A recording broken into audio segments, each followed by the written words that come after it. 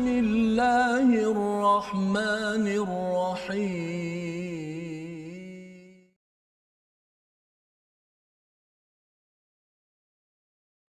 أعوذ بالله من الشيطان الرجيم بسم الله الرحمن الرحيم سماعون للكذب أكالون للسحت فإن جاءوك فاحكم بينهم أو أعرض عنهم وإن تعرض عنهم فلن يضروك شيئا وإن حكمت فاحكم بينهم بالقسط إن الله يحب المقسطين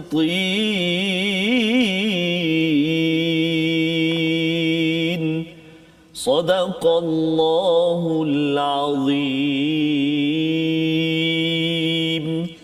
Assalamualaikum warahmatullahi wabarakatuh. Alhamdulillah wassalatu wassalamu ala Rasulillah wa ala alihi wa man walah. Syada la ilaha illallah, syada Muhammadan abduhu wa rasuluh. Allahumma salli ala sayidina Muhammad wa ala alihi wa sahbihi ajma'in. Amma ba'du. Apa khabar tuan-tuan dan puan yang dirahmati Allah sekalian? Kita bersyukur pada Allah Subhanahu wa taala pada hari yang berbahagia, pada hari ini, pada hari Sabtu ini, untuk kita sama-sama kita bersyukur pada Allah Subhanahu wa taala. Allah memberikan peluang kepada kita untuk kita terus bersyukur. Itu satu perkara yang penting, kita bersyukur kerana Allah memberi peluang untuk kita memuji kepada Allah, kerana Allah memilih kita pada hari ini untuk menghargai segala apa yang Allah berikan kepada kita. Dan salah satu nikmat besar yang Allah berikan kepada kita iaitu Al-Quran yang kita ingin baca pada hari ini, faham dan kita ingin mengamalkannya dalam program My Quran Time pada hari ini. Dan kita sudah pun melewati 5 halaman pada minggu ini, halaman 115 hingga 119 yang kita ingin sama-sama mengulang kaji, melihat, menyimak, memastikan bahawa apa yang disampaikan oleh Allah dalam surah Al-Maidah ini betul-betul benar-benar kita jiwai, benar-benar kita insafi agar kita boleh bawa dalam kehidupan kita seharian. Pada hari ini kita bertuah bersama dengan Al-Fadhil Ustaz Dr. Ahmad Sanusi. Apa khabar Ustaz? Ahlan wa sahlan ya. Sudi terus menasihati dan berkongsi insya-Allah Ustaz ya. Dan bersama dengan Ustaz Tarmizi Abdul Rahman. Apa khabar Ustaz? Alhamdulillah Ustaz. Rasa semangat ni Ustaz. Semangat Ustaz. Rasa bersama murabbi kita ni. Ya. Guru saya dulu Ustaz. Masya-Allah. Ustaz Dr. Ahmad Sanusi Azmi. Dan penting kita berguru ni Ustaz ya. Dalam keadaan sekarang ini kita bertiga bersama, kita berdua bersama dengan Ustaz Ahmad Sanusi. Dan bagi tuan-tuan sebenarnya ada ustaz-ustaz, ada pakar-pakar ya, ilmu masing-masing di sekitar kawasan masing-masing, di universiti, di masjid, madrasah, perlu kita manfaatkan Ustaz ya. Pasal apa? Pasal kita tidak mahu jadi seperti umat-umat yang diingatkan Allah, Yahudi dan Nasrani, di mana mereka tidak memanfaatkan Nabi ya, Nabi hadir tetapi mereka mendustakan atau lebih teruk daripada itu, mereka membunuh para nabi. Kita tidak mahu jadi begitu. Jadi kita yakin, kita sedar ada orang yang berilmu, cari dan dapatkan, kerana ini bukan berkaitan dengan sekadar nak dapat duit, tetapi ini nak mendapat hidayah di dunia hinggalah sampai akhirat. Itulah yang kita selalu baca dalam surah Al-Fatihah yang kita ingin ulang balik semula bersama dengan Ustaz Ahmad Tarmizi. Sila Ustaz. Terima kasih Ustaz Fazrul. Bismillahirrahmanirrahim. Assalamualaikum warahmatullahi wabarakatuh. Khabar tuan-tuan dan puan-puan, sahabat-sahabat Al-Quran yang dikasihi Allah Subhanahu wa taala sekalian. Alhamdulillah bertemu kita pada pagi ataupun pada tengah hari yang barakah ini, pastinya dengan Al-Quran. Dan sahabat-sahabat yang berada di rumah barangkali sekarang dalam suasana PKPB barangkali semua. Jadi mudah-mudahan terus bersemangat dan terus bermohon bermunajat kepada Allah Subhanahu Wa Taala. Mudah-mudahan Allah Subhanahu Wa Taala kurniakan perlindungan kepada kita semua insya-Allah. Fadil Ustaz Dr. Ahmad Sanusi, izinkan saya mulakan dengan Quran Ustaz. Silakan. Tuan-tuan, sahabat-sahabat semua, mari kita baca surah Al-Fatihah sama-sama insya-Allah. A'udzu billahi minasy syaithanir rajim. بسم الله الرحمن الرحيم الحمد لله رب العالمين الرحمن الرحيم مالك يوم الدين إياك نعبد وإياك نستعين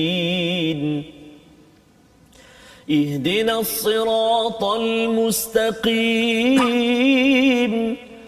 صراط الذين أنعمت عليهم غير المغضوب عليهم ولا الضالين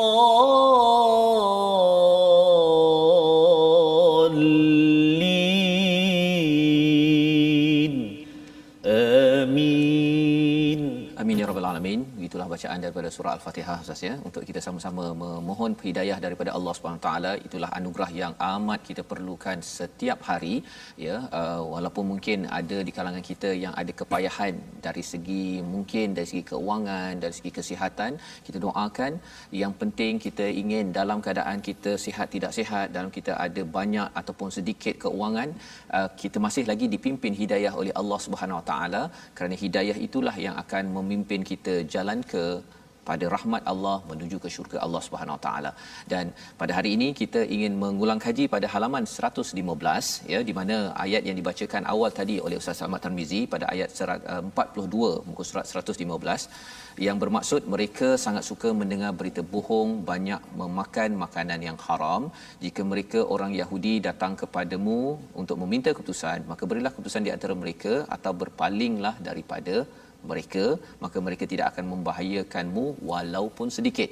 Ini adalah sambungan daripada perbincangan kita minggu lepas pada halaman 114 bercerita tentang fitnah ya. Fitnah yang paling perlu kita faham ialah fitnah syirik kepada Allah Subhanahu Wa Taala, dan syirik inilah yang dimanifestasikan, yang disampaikan melalui habit tabiat harian mereka, iaitu yang pertama, kita tidak mahu di kalangan orang jadi seperti Yahudi dan Nasrani ini. Mereka dapat kitab, tetapi cara mereka suka dengar berita bohong ya, mereka suka dengar. Jadi bila selalu dengar, kesannya mereka juga berbohong ataupun mendustakan nabi-nabi. Akaluna lis-suht, akaluna lis-suht ya, di sini tidak ada perkataan wow di situ ya, maksudnya ialah tidak ada perkataan dan. Jadi ceritanya mereka suka mendengar berita bohong, memakan harta suht. Ya, bukan harta batil tapi suht. Apa sebenarnya beza di antara suht dan juga batil yang kita jumpa dalam surah Al-Baqarah ataupun dalam ayat-ayat lain?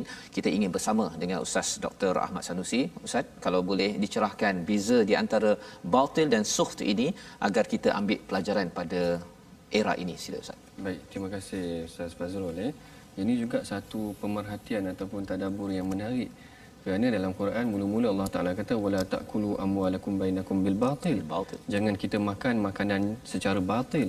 Kemudian yang kat sini Allah Taala kata akaluna lis-suht, iaitu mereka memakan dengan makanan dengan jalan suhud. Dalam tafsir Tantawi, Syekh Tantawi ada menjelaskan maksud suhd ni sebenarnya maksudnya apa. Iaitu dari aspek bahasa sebenarnya as-suhd ini adalah huwa kullu ma khabutha kasbuhu wa qabuha masdara, iaitu segala yang buruk sumbernya dan teruk dia punya sumbernya. Ini yang pertama dari aspek bahasa, iaitu segala mana yang tak elok, yang tak elok sumbernya. Kemudian yang menariknya adalah apa yang dihuraikan oleh Al-Imam Qurtubi. Al-Imam Qurtubi ada memberikan satu definisi yang mudah tentang as-suhd ini, iaitu dia kata as-suhdu fil lughah asluhu al-halak, iaitu suhd ni sebenarnya maksudnya membinasakan. Sebab itulah dalam Quran Allah Taala kata fayushitakum bi'azab, kamu akan dibinasakan dengan azab. Yang menariknya kat sini kalimah suhd ni seakan-akan membawa maksud mereka memakan sesuatu yang membinasakan mereka. Mereka memakan sesuatu yang membinasakan mereka. Jadi sebenarnya apa yang membinasakan mereka ni? Perkara ni diperincikan di dalam hadis. Dalam hadis Rasulullah pernah sebut kepada para sahabat, Rasulullah kata kepada para sahabat, dia kata kullu lahmin nabata minas suhd, setiap daging ni yang ditimbulkan ataupun membesar dengan suhd, dengan perkara haram ni ataupun yang tak elok ni, fannaru aula bihi, maka neraka lebih teruk, lebih layak untuk mereka itu sendiri. Jadi kat sini para sahabat tanya, qalu wa masuhtu ya Rasulullah. Sahabat tanya, suh ni apa Rasulullah? Dia orang pun mungkin barangkali baru pertama kali dengar. Lalu Rasulullah kata ar-rishwah fil hukmi. Yang ni yang agak ganas juga saya kira sebenarnya tentang definisi suh ni, iaitu yang dimaksudkan dengan suh ni adalah ar-rishwah fil hukmi, iaitu kita memberi rasuah dalam perkara untuk mendapatkan pengadilan ataupun penghakiman. Yang ni yang paling kita kena perhatikan, jangan sampai kita terambil rasuah di dalam perkara kita menentukan hukum, kerana betul lah kata Rasulullah, as-suhtu ni membinasakan. Yang pertama Rasulullah jelaskan as-suhtu ni adalah tentang rasuah. Kalau kita perhatikan hari ini, yang membinasakan sistem kita sebenarnya rasuah lah. Ya. Maknanya kerajaan ataupun kita telah membina satu sistem yang sangat cantik dari aspek perolehan dan sebagainya. Tiba-tiba ada orang datang rasuah, katakan macam tu. Ada orang potong tengah makan rasuah, dia merosakkan sistem. Al-halak, merosakkan sistem. Ini yang pertama tentang maksud suh, iaitu perkara yang membinasakan. Berbanding dengan batil itu tadi adalah gambaran umum tentang perkara yang batil, yang rosak ataupun yang tidak elok sahaja. As-suhtu ni tadi Rasulullah perincikan dengan kaedah yang lebih terperinci. Yang pertama adalah rasuah. Kemudian yang kedua juga pernah juga disebutkan as-suhtu ni adalah berkenaan tentang riba. Riba ni semua sebenarnya adalah membinasakan juga, kerana dia merosakkan sistem perniagaan tu sendiri. Maknanya orang ambil untung ataupun menganiaya orang lain, menganiaya orang lain. Dan yang ketiga yang juga disebutkan oleh ulama sebagai as-suh ni adalah mahrul baghi. Mahrul baghi ni adalah upah yang kita berikan untuk melakukan penzinaan ataupun bayaran kepada pelacur ataupun bayaran kepada keuntungan kepada pelacuran. Perkara ni memang betul-betul membinasakan wanita, membinasakan maruah seseorang, merosakkan masyarakat. Betul lah Allah Taala kata mereka ni suka makan perkara-perkara yang as-suh, iaitu as-suh ni adalah membinasakan. Batil secara umumnya adalah tentang perkara yang rosak, yang tak elok dan sebagainya. Tetapi dalam perkara ni Allah Taala nak ceritakan as-suh ni adalah yang merosakkan, yang membinasakan. Dan bila bercakap tentang sumber yang tidak yang rosak ini Ustaz ya, maksudnya itu adakah termasuk judi sekali? Ya. Kalau kita nak ikutkan, sebenarnya ayat Quran dalam Quran sendiri secara spesifik sebut tentang maisir, maknanya perkara yang kita katakan sumber-sumber yang merosak. Judi ni masya-Allah, kalau kita tahu dia bukan sahaja merosakkan diri seseorang, sistem kekeuangan seorang, kadang-kadang dia melumpuhkan sistem kekeluargaan juga. Habis kalau seorang rosak, bukan dia je yang rosak, maknanya dengan anak-anak isteri dia semua tak dapat sumber yang tepatnya. Ni yang kita kena perhatikan betul-betul dalam masyarakat. Bila Ustaz cakap perkara begini, sebenarnya dia berkaitan dengan sistem ekonomi di dunia ini kan. Maksudnya dengan contohnya riba memang berada di mana-mana. Bank ya kebanyakannya wujud hanya dengan memanfaatkan riba ya. Yang keduanya kalau bercakap tadi tentang bayaran kepada melakukan perkara kekejian itu, industri pornografi adalah satu industri yang amat besar di dunia. Kalau cakap tentang sumber haram lagi maisir, itu judi memang di mana-mana ya. Kalau dulu saya pernahlah lalu Las Vegas kan. Dan saya nak pergi daripada Indiana ke California kan. Las Vegas di tengah-tengah. Jadi orang kata, pergi Las Vegas, lalu je kan. Dan Las Vegas ada masjid kan. Bukanlah Las Vegas mestilah tu. Tapi orang dah mindsetnya Las Vegas itu memanglah tempat judi kan. Dan juga kalau tadi bercakap tadi tentang rasuah tadi itu, rasuah ni dia bagi setengah orang memang dia dah jadi satu pelincir utama dalam nak berniaga kan. Jadi sebenarnya bercakap tentang ekonomi di peringkat dunia ataupun di negara kita, suht ini adalah perkataan yang amat besar. Betul. Ya. Dan ini ada susul galur daripada orang Yahudi Nasrani yang disampaikan di sini yang perlu kita ambil perhatian. Tapi lebih daripada itu, kita tahu kesannya besar. Bukan sekadar cakap orang Yahudi ni suka makan suht, bukan sekadar itu kan. Tapi sebenarnya zaman kita ini banyak sangat perkara yang berkaitan dengan ini. Ia adalah satu perjuangan bagi tuan-tuan yang mengikuti My Quran Time ini untuk kita sama-sama periksa dalam sistem kita. Kita baru saja dibentangkan dengan belanjawan Ustaz ya.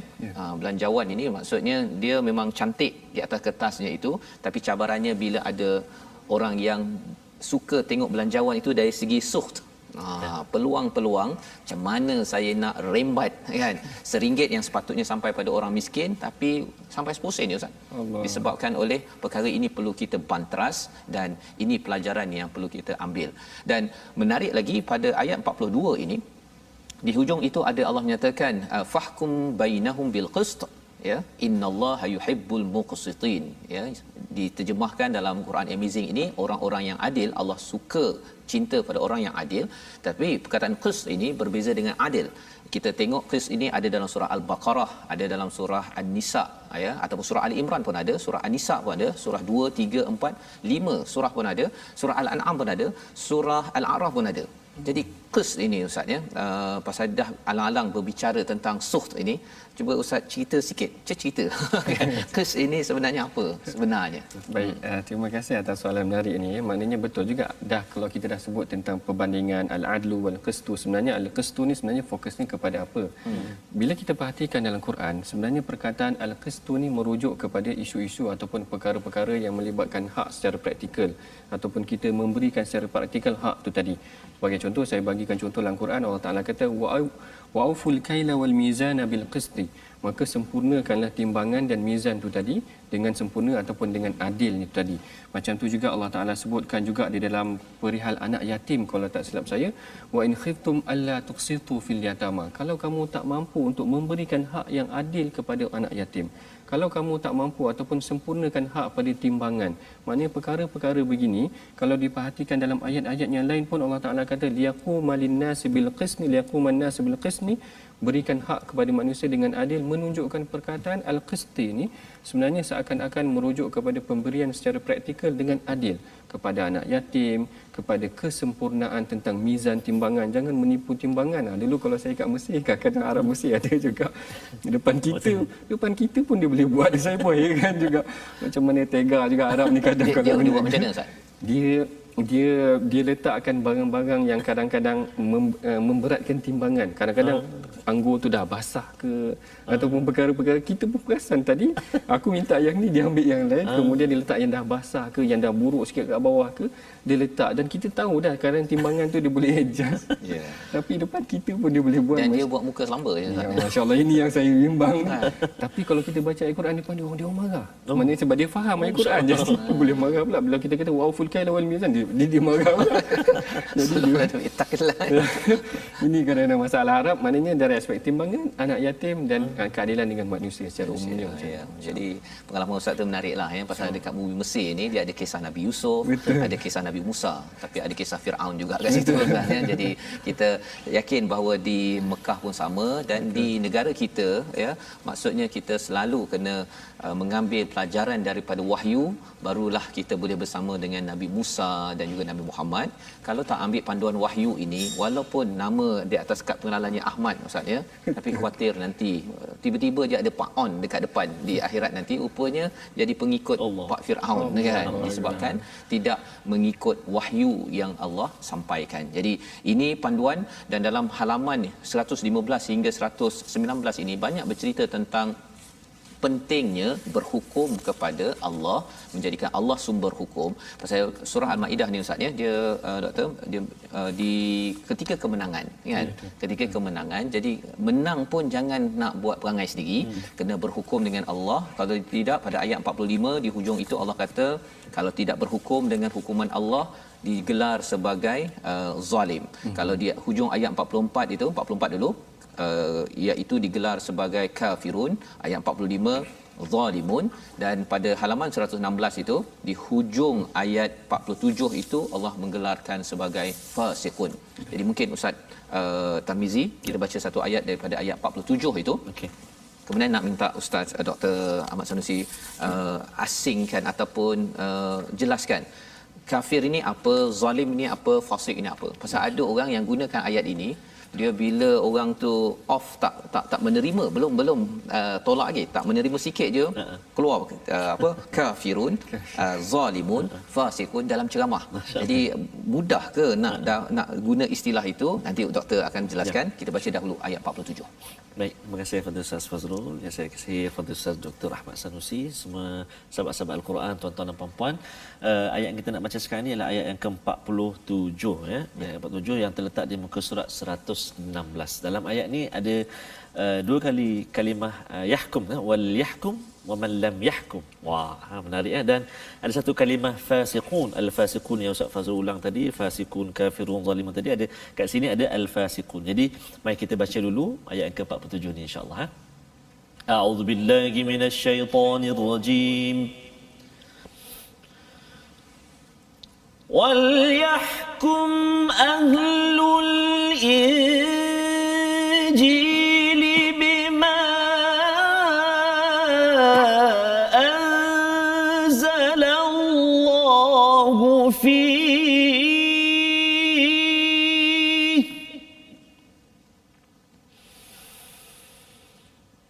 wa man lam yahkum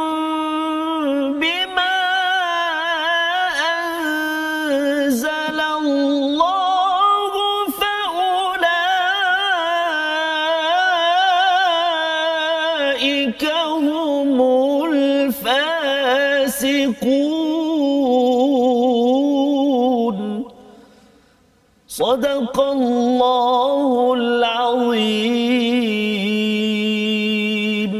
Dan hendaklah pengikut Injil memutuskan perkara mengikut apa yang diturunkan Allah di dalamnya. Barang siapa tidak memutuskan perkara mengikut apa yang diturunkan oleh Allah, maka mereka itulah orang-orang yang fasik. Jadi dalam ayat ini ada ahlul Injil, ya Ustaz ya, doktor, mungkin satu panduan kepada pembaca ataupun pendengar, iaitu ini ayat ni untuk orang Kristian je kot, ahlul Injil kan. Tak ada pelajaran untuk saya ataupun macam mana, satu. Tapi tadi istilahnya yang kafirun, zalimun, fasikun, gelaran itu, nama itu besar. Bezanya apa, dan adakah kalau katakan orang Islam tu dia tak berhukum dengan apa panduan daripada Allah, yang jenis macam mana yang mendapat gelaran amaran ini sebenarnya? Sila doktor. Baik, terima kasih Ustaz Fazrul. Sebenarnya penghuraian ulama berkenaan tentang ayat ni agak luas dan panjang, tetapi saya suka untuk memetik apa yang pernah disebutkan oleh Al-Imam Abu Zahra. Al-Imam Abu Zahra di dalam tafsirnya menghuraikan ada 3 pandangan ataupun ayat ni menceritakan tentang kesan yang berbeza, ada 3 kesan yang berbeza. Kesan yang pertama adalah bila Allah Taala kata faulaika humuz zalimun, ataupun yang pertama Allah Taala kata faulaika humul kafirun. Kemudian yang kedua Allah Taala kata faulaika humuz zalimun, dan yang ketiga Allah Taala kata faulaika humul fasiqun. Baik. Sebenarnya Al-Imam Abu Zahra memberikan satu penghuraian yang menarik dari aspek konteks ayat tu. Sebab dia kata sebenarnya konteks ayat yang pertama adalah berhubung isu akidah. Isu akidah di mana Allah Taala sebut yang awal ayat, Allah Taala kata inna anzalna at-taurata fiha hudan wa nur. Iaitu Allah Taala kata kat sini kami ceritakan tentang Taurat ni kami turunkan, di dalamnya ada petunjuk. Tetapi sekiranya kamu tidak beriman dengan isi kandung Taurat tu tadi, maka kamu akan kafir. Seakan-akan Al-Imam Abu Zahra mengatakan sedemikian. Dan ayat yang kedua Allah Taala kata wa katabna fihim anna an-nafsa bin-nafsin. Yang ni pula Al-Imam Abu Zahra kata sebenarnya ayat ini merujuk dari aspek praktikal syariat. Maknanya siapa yang tidak mempraktikkan berarti dia zalim. Maknanya yang ni yang pertama tadi dari aspek akidah, siapa yang tak buat dia ingkar, dia akan jadi kufur. Siapa yang tak praktikkan dia akan zalim, dia akan jadi zalim. Dan yang ketiganya adalah dari aspek waqaffaina ala atharihim bi Isa bin Maryam. Yang ni sebenarnya pada hakikatnya nak menceritakan dari aspek prinsip dan etika. Kerana di dalam Injil banyak disebutkan tentang prinsip, etika, akhlak, khuluk dan sebagainya. Dan orang Injil ataupun orang ahli kitab terdahulu dia tak berpegang kepada etika ni. Mereka yang berlawan dengan etika ni, melakukan perkara yang berdosa, maka mereka adalah orang yang fasik. Jadi Al-Imam Abu Zahra kata 3 perkara ni adalah 3 konteks yang berbeza. Jadi tak semudahnya untuk kita kata orang tu kafir sekiranya kita tak tengok konteks bagaimana ayat tu dimaksudkan dan apa yang sebenarnya orang tu maksudkan.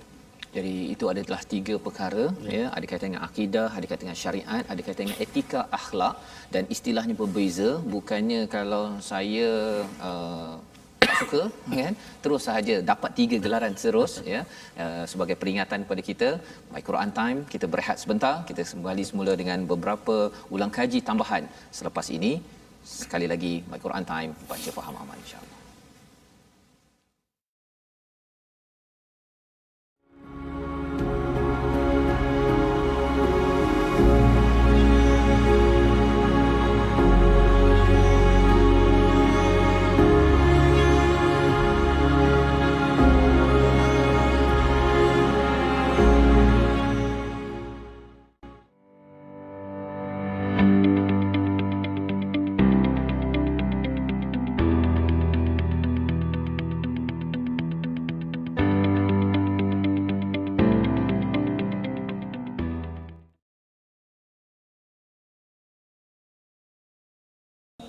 أعوذ بالله من الشيطان الرجيم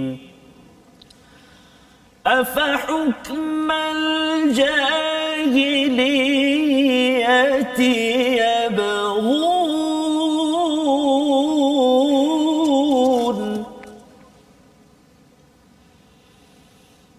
ومن أحسن من الله حكما لقوم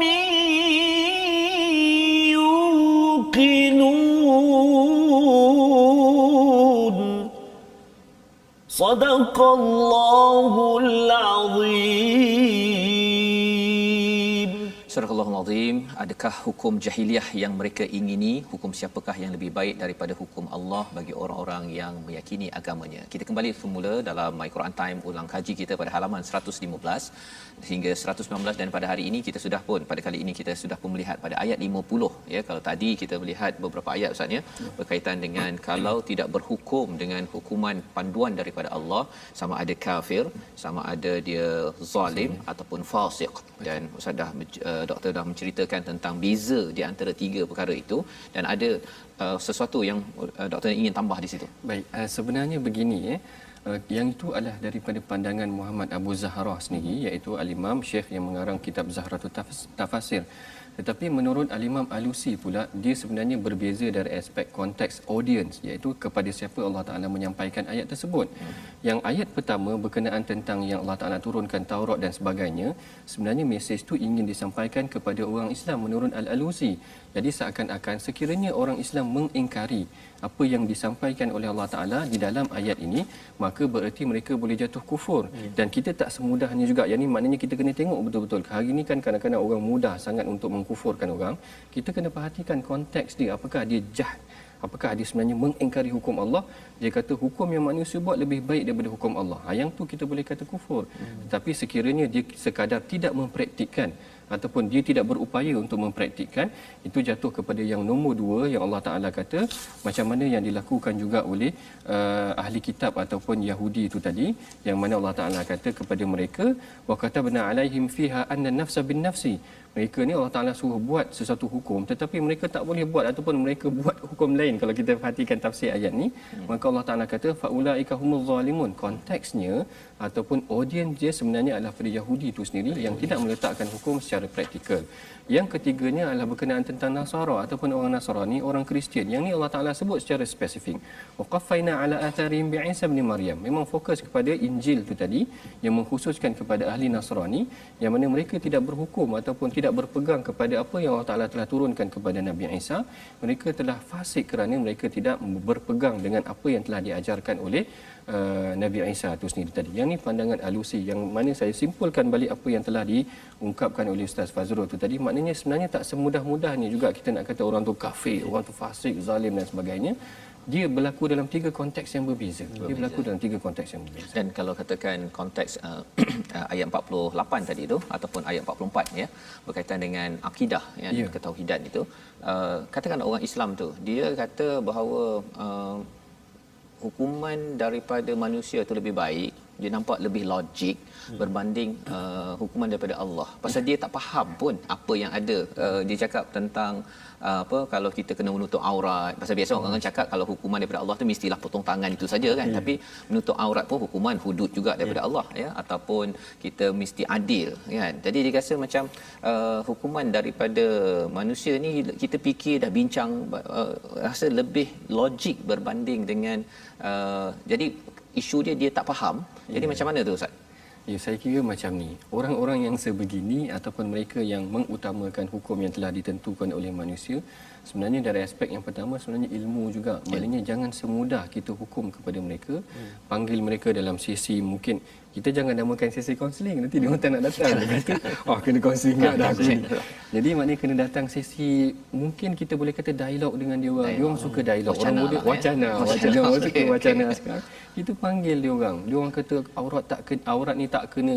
Dia orang kata hukum Allah ni terlalu terkebelakang. Dia orang kata hukum Allah ni terlalu mundur dan sebagainya. Panggil dia orang berbincang. Sebenarnya apa yang digariskan oleh manusia ada sejarah dia. Undang-undang yang digariskan oleh sistem British ke Amerika ke, mungkin ada juga kelemahan dia, yang mana kalau kita perhatikan prinsip yang Allah Ta'ala telah gariskan dalam Quran lebih sempurna. Jadi barangkali kerana kekurangan ilmu, sebab tu kita pun tak boleh juga mudah-mudah untuk menghukum orang.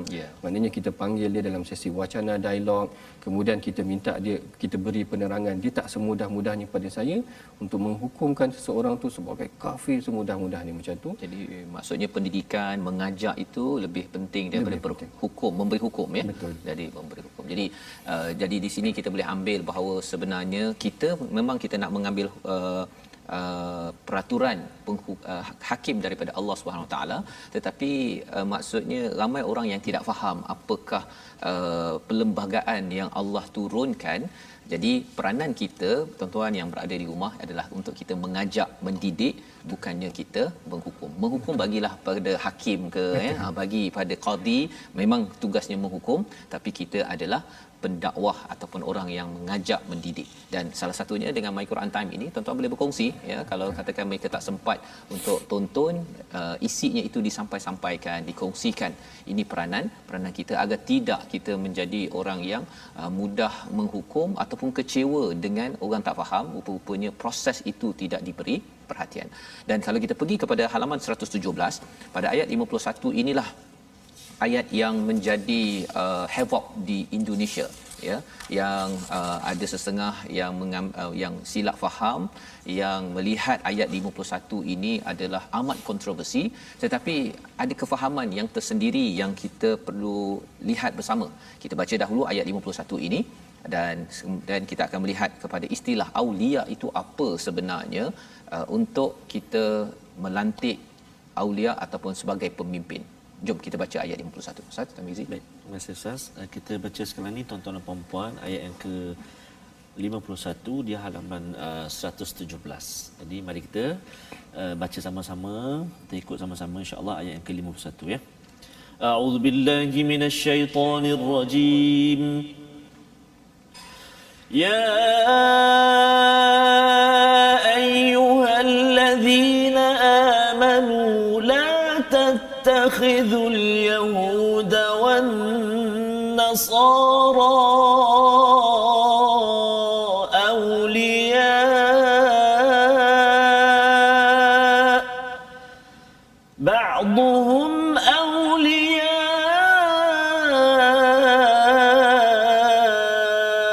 بعض ومن يتولهم فإنه منهم إن الله لا يهدي القوم الظالمين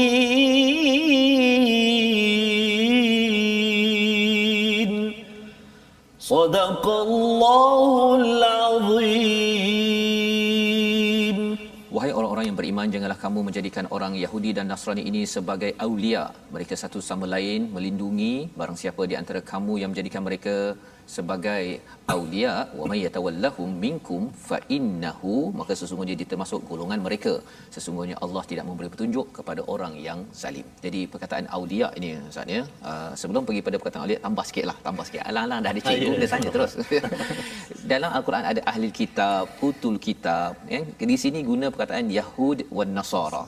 Ya, kalau Ustaz Doktor boleh cerahkan sikit apa perbezaan penggunaan istilah itu, ringkaslah ya. Sebelum masuk kepada soalan yang utamanya, iaitu aulia ni sebenarnya apa?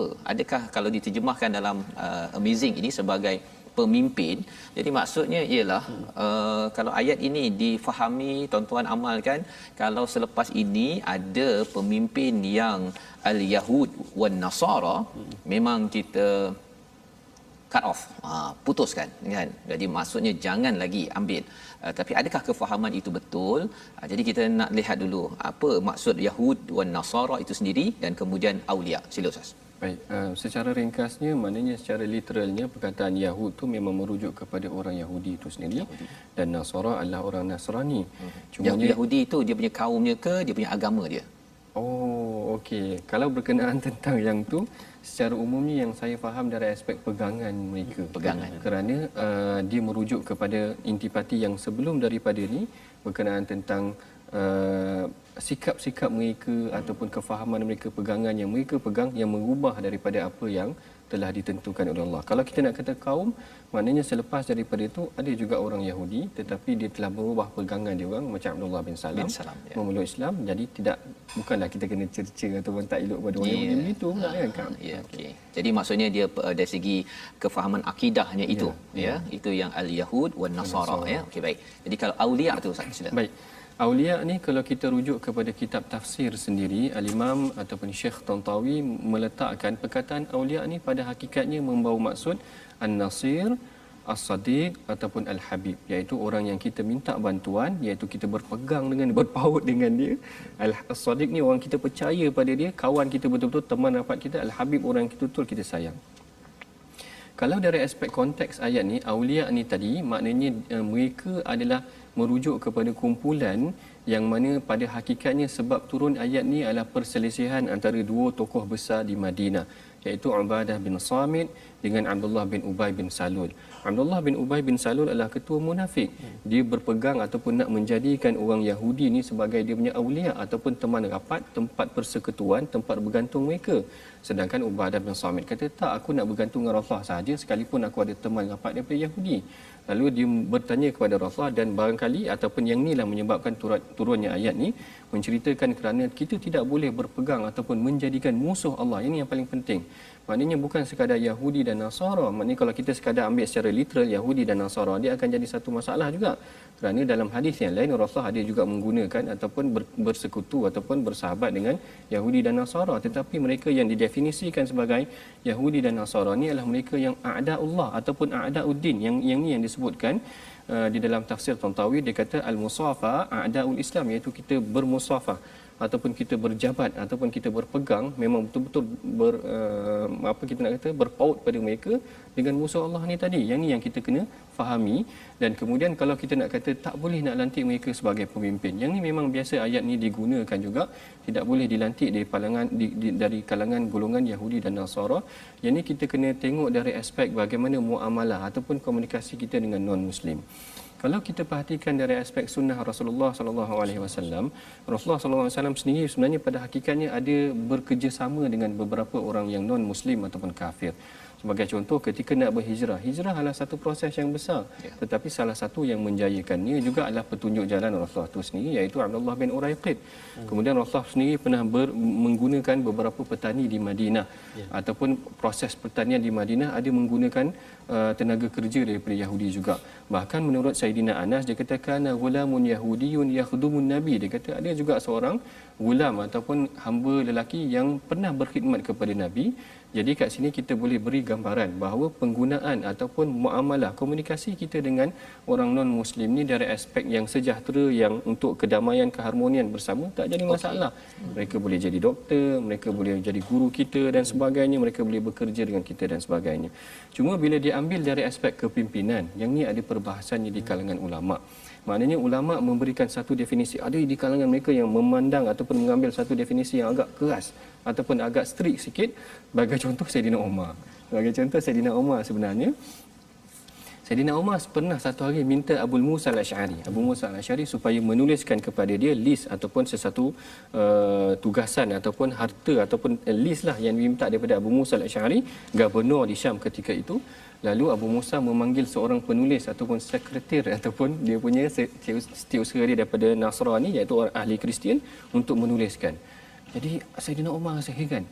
Umar kata, kenapa kau lantik yang orang kafir ataupun orang Nasrani ni jadi penulis? Jadi Abu Musa kata dia berkebolehan untuk merekodkan barang dan sebagainya, merekodkan hasil dan sebagainya. Lalu Umar kata, tak ada ke orang lain ataupun tak ada ke orang Muslim yang lain yang boleh digunakan untuk menguruskan perkara ni. Jadi dari aspek ni sebahagian ulama berpegang Umar berpendidikan agak keras ataupun agak strict, maknanya dalam urusan yang terutama perkara ni adalah urusan rekod. Maknanya melibatkan kerahsiaan barangkali ataupun urusan ekonomi. Jadi tidak semudahnya juga untuk diberikan kepada yang mungkin mendedahkan kepada musuh orang Islam. Jadi yang ni yang pendirian yang pertama. Ada juga di kalangan para ulama berpegang kepada hadis yang mana Rasulullah bila mana datang seorang kafir untuk memberi bantuan kepada Rasulullah ketika dalam perang Badar. Lalu Rasulullah kata irji'. Dan Rasulullah kata pulanglah. Dia kata inna la nasta'inu bil musyrik. Kami tidak akan minta bantuan dengan orang musyrik dalam urusan peperangan. Bererti beberapa hadis dan panduan ayat Quran yang kita perhatikan dalam urusan yang besar, kepimpinan yang tertinggi, urusan yang melibatkan urusan kuasa yang penting, maka yang ni yang ulama kata tidak diserahkan kepada non-muslim. Adapun dari aspek tanfiz, iaitu eksekutif ataupun perkaraan pelaksanaan, maka tidak jadi isu kerana kita perhatikan dah dalam dalil-dalil ayat-ayat Al-Quran ataupun hadis-hadis lah yang ditunjukkan banyak tadi membuktikan ada penggunaan-penggunaan yang boleh dilantik dalam urusan-urusan eksekutif untuk melancarkan urusan-urusan pentadbiran negara itu sendiri. Baik, jadi jelas di sini doktor ya, maksudnya bab polisi ya, perkara tersebut polisi yang melibatkan kepada konsep aulia ini tentang berkawan ataupun keamanan, perkara-perkara ini yang memerlukan kepada perspektif tauhid yang tinggi, maka pada waktu ini pentingnya dilantik pemimpin di kalangan orang yang memahami polisi itu sendiri kan, terutama bila kita cakap tentang yang beriman kepada Allah Subhanahu taala berbanding dengan kalau katakan Yahudi dan Nasara ini Kristian, polisi itu mungkin ada masalah di tengah-tengahnya kan. Dan perkara inilah yang kita perlu sedar ya, dan boleh kita melihat lebih panjang lagi lah, banyak topik ini sebenarnya topik ini luas lagi, ya, dan pembahasan dia sangat panjang ya. Dan ada buku-buku yang khas berkenaan dengan perkara ni khas, ya. Mungkin terlalu ringkas juga kita nak ceritakan. Tapi paling kurang kita tahu bahawa perkara-perkara polisi, perkara-perkara yang berkaitan dengan hala tuju akidah dalam sesuatu kawasan itu, maka perlu pastinya diserahkan kepada orang yang memahami perkara tersebut, doktor ya. Pasal saya pernah dulu saya di US, saya nak ikut coaching. Coaching ini bukan kepimpinan tinggi kan, kepimpinan rendah je, coaching. Kemudian seorang daripada coach ini terkenal lah ya, terkenal. Jadi dia call, dia kata apa yang awak nak capai kan, awak nak capai. Pasal coaching ni dia nak tahu dulu apa yang kita nak capai kan, dia akan bantu kita untuk mencapai apa yang kita nak capai. Jadi saya cakap lah, saya nak gaji begini, biasalah coaching ni nak gaji begini, nak bahagia keluarga begini, gini. Tapi satu lagi saya cakap, saya nak masuk syurga, saya kata. Lepas tu dia terdiam kan. Dia kata what do you say, paradise, dia kata. Dia terdiam begitu. Pasal apa yang berhubung itu ialah bukan Islam lah, bukan Islam. Jadi pada waktu itu saya pun terfikir, okey, ada benda dalam hidup ini yang kita boleh minta bantuan, operation tadi okeylah, pelaksanaan kan. Tapi ada perkara yang orang yang kita minta tolong tu pun dia tak faham macam mana kita nak serahkan urusan kita untuk dibantu, ditolong. Inilah yang ada kaitan dengan aulia sebentar tadi. Pasal kita bercakap tentang bukan sekadar nak hidup di sini, tetapi hidup kita nak sampai ke syurga. Kalaulah kalau tadi itu coach tadi tu dia faham pasal syurga neraka, ayat-ayat tu semua dia hafal tu, kira saya yakin sikitlah kan. Tapi bila dia cakap begitu, dia dalam tulisan itu memang cakap dia dah bantu ramai orang dan sebagainya, tapi rupa-rupanya itu tidaklah sesuai untuk menjadi coach kepada saya. Jadi akhirnya saya kata nampak gayanya orang Islam perlu belajar kemahiran coaching ini. Kerana apa? Ramai orang ada masalah kalau ia tidak dicerahkan dengan ketauhidan dan juga akidah yang betul dalam coaching, dalam pendidikan, dalam pengurusan harian, apatah lagi bercakap tentang kepimpinan. Kita khawatir nanti kita bumi dan langit polisi yang dipegang, ya, kita belajar dalam ekonomi ke dalam pelbagai teori pun ada perbezaan, apatah lagi kalau kita bercakap tentang aulia. Jadi ini panduan ringkas kita yang kita boleh baca lagi, dalami lagi pada halaman 117, dan kita nak bergerak kepada satu lagi pada halaman yang ke 100, satu ayat pada ayat halaman 117 ayat 54, ya. Ayat 54 iaitu ayat berkaitan dengan may yartadda minkum an dinih, ya. Mungkin Ustaz Tarmizi boleh baca Ustaz, ayat 54. Terima kasih Ustaz. Agak panjang ayat ni. Panjang. Walaupun dia satu ayat tapi dia dalam empat baris, ya. Jadi mari kita cuba baca ayat yang ke-54, Dan saya akan berhenti nanti wakaf-wakaf yang dipandu mengikut Al-Quran yang dipaparkan nanti kita sama-sama ikut insya-Allah. A'udzubillahi minasyaitonirrajim. يا أيها الذين آمنوا من يرتد منكم عن دينه فسوف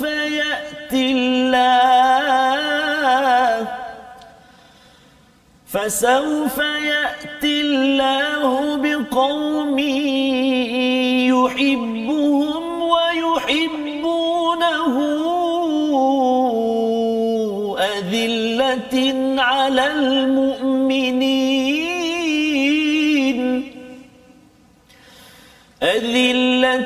على المؤمنين أعزة على الكافرين يجاهدون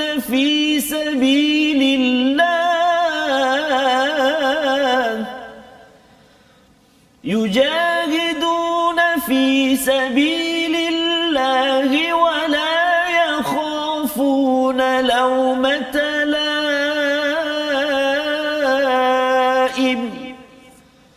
ذلك فضل الله يؤتيه من يشاء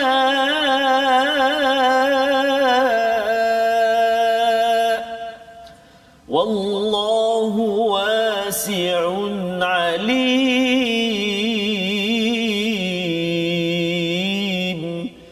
صدق الله العظيم. Surah Al-Azim ayat 54. Wahai orang-orang yang beriman, barang siapa di antara kamu yang yartadda, iaitu murtad, keluar dari agamanya, maka kelak Allah akan mendatangkan suatu kaum, dia mencintai mereka dan mereka pun mencintai Allah Subhanahu Wa Taala, dan bersikap lemah lembut terhadap orang-orang yang beriman, bersikap tegas terhadap orang-orang kafir, berjihad di jalan Allah dan tidak takut pada celaan orang-orang yang suka mencela. Itulah Quran Allah yang diberikannya kepada siapa yang dia kehendaki, dan Allah Maha luas lagi Maha mengetahui. Jadi dalam ayat ini Allah memberi satu penerangan, ya, siapa yang yartadda minkum an dinih, maka Allah akan gantikan dengan satu kaum yang ada ciri-ciri positif kebaikan yang disampaikan. Cuma dalam ayat ini doktor, kalau boleh dicerahkan, ini maksud yartadda ini murtad yang jenis macam mana ni, kan? Adakah murtad keluar tukar agama, ataupun tukar syariat ke, ataupun akhlaknya tu tak berapa okey, macam mana tu? Silakan. Baik, kalau kita rujuk kepada tafsir, Al-Imam ataupun Syekh Tantawi ada menceritakan secara definisinya dari aspek bahasa. Dia kata mayyartadda ni membawa maksud al-irtidad. Al-irtidad ni maksudnya rujuk ilal khalaf, maknanya dia kembali balik kepada ke belakang, kepada zaman jahiliah mereka. Secara asasnya pada saya adalah dari aspek prinsipnya, kerana mereka telah diberikan penerangan dari aspek tentang akidah yang benar, tentang polisi-polisi yang benar dari aspek syariah, tentang akhlak yang sempurna yang bercanggah dengan apa yang digariskan ketika zaman jahiliah, tetapi mereka kembali juga balik kepada zaman jahiliah, maka mereka ini adalah golongan yang betul-betul telah kembali balik kepada ke belakang. Jadi maksudnya secara ringkas doktor, ya, maksudnya yartadda kembali kepada jahiliah, kembali ke belakang.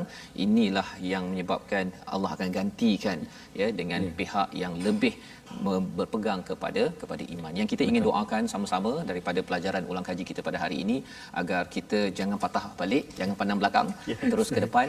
Doktor, kita akhirkan majlis kita pada hari ini dengan doa ringkas agar kita tidak pandang ke belakang lagi. Sila Doktor. Bismillahirrahmanirrahim. Alhamdulillahirabbil alamin. Wassalatu wassalamu ala asyrafil anbiya'i wal mursalin wa ala alihi wa ashabihi ajma'in. Allahumma salli ala sayyidina Muhammad wa ala ali sayyidina Muhammad. Allahumma ighfir lana dhunubana wa kaffir 'anna sayyi'atina wa tawaffana ma'al abrar. Rabbana hab lana min azwajina wa dhurriyyatina qurrata a'yunin waj'alna lil muttaqina imama.